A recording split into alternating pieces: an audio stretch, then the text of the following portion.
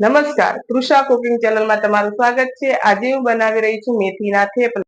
થેપલા બનાવવા માટે મેં લીધો છે રોટલીનો લોટ,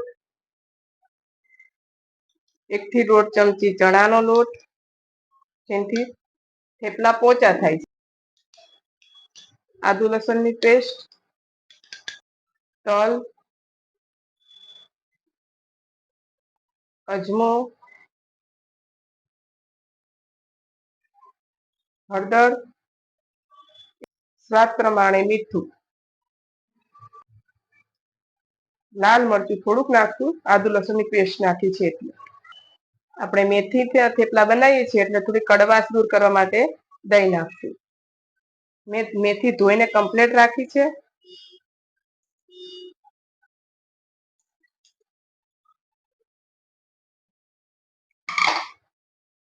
લીલા ધાણા પણ ધોઈને કમ્પ્લીટ રાખ્યા છે। થેપલાને પોચા કરવા માટે દૂધી પણ લીધી છે, તેને છીણી લઈશું। દૂધી છીણાઈ ગઈ છે। હવે આપણે એમાં 1 થી 1.5 પાવડું તેલ નાખશું, મોણ। હવે આપણે આ બધું સરસ મજાનું મિક્સ કરી દઈશું।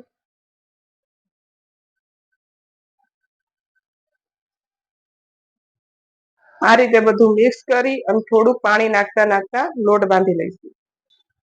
આ લોટ તૈયાર છે। હવે આપણે થોડુંક તેલ નાખી અને મસળી લઈશું। આ રીતે ગોળનું બનાવશું અને એને વણશું।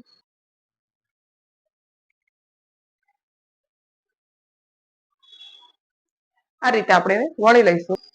હવે આપણે થેપલાને તળી લઈશું। આ એક સાઈડ ચડી ગયું છે। હવે આપણે એમાં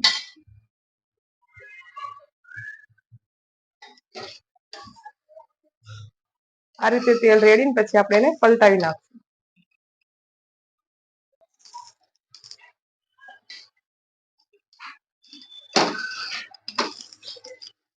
આપણું થેપલું કમ્પ્લીટ ચડી ગયું છે।